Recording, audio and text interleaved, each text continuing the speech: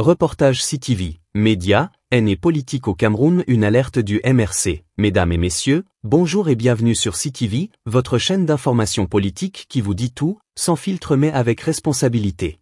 Aujourd'hui, un sujet brûlant anime la scène politique camerounaise, la propagation de la haine dans les médias.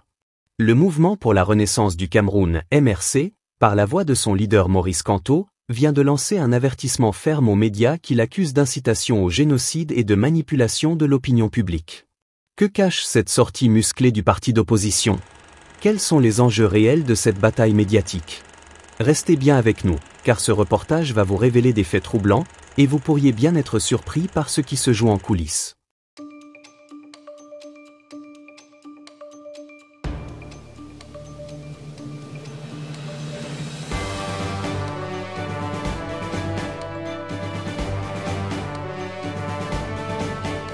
Un climat politique sous haute tension.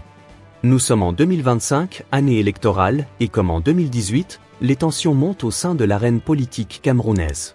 À mesure que l'échéance présidentielle approche, les discours s'intensifient, les médias s'embrasent, et la ligne rouge entre l'information et la manipulation semble s'effacer. Dans ce contexte explosif, le MRC prend la parole avec un communiqué qui claque comme un coup de tonnerre.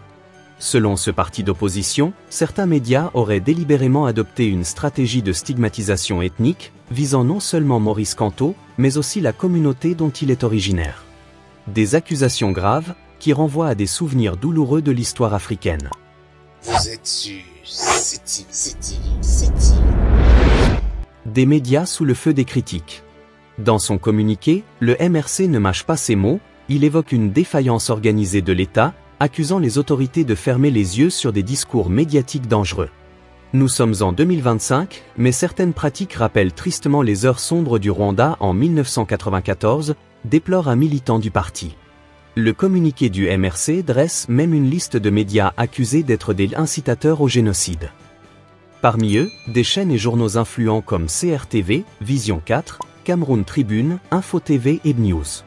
Ces médias sont-ils réellement coupables de propagande haineuse, ou sont-ils simplement des relais du pouvoir en place?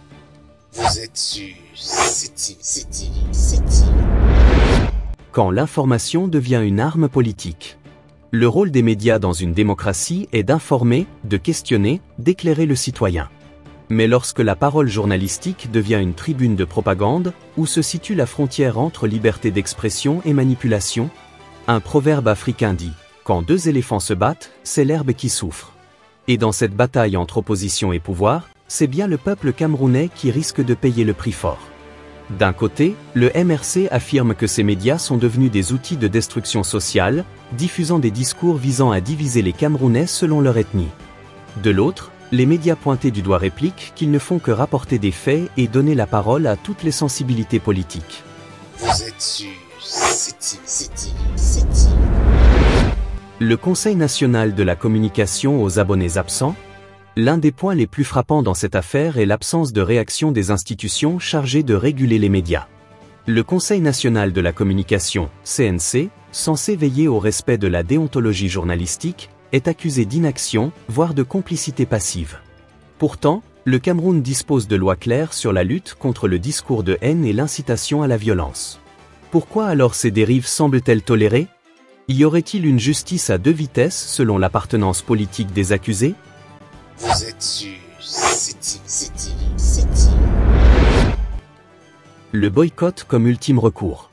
Face à cette situation qu'il juge intolérable, le MRC a pris une décision radicale. Ses représentants quitteront immédiatement tout plateau de télévision ou émission où des propos tribalistes seront tenus. Une mesure forte, mais qui soulève des interrogations. Ce boycott médiatique peut-il réellement freiner la montée de la haine, ou risque-t-il au contraire d'amplifier le problème en désertant le débat public? Vous êtes sur CTV. Vous êtes sur CTV. Un débat nécessaire sur la responsabilité des médias. Au-delà de cette polémique, c'est toute la question de la responsabilité des médias qui se pose. Un journaliste doit-il donner la parole à toutes les opinions, même les plus extrêmes, au nom du pluralisme? Ou doit-il au contraire filtrer certains discours au nom de la paix sociale? Les Camerounais doivent-ils consommer l'information avec prudence, en croyant leurs sources, ou faut-il des sanctions plus strictes pour éviter les dérives?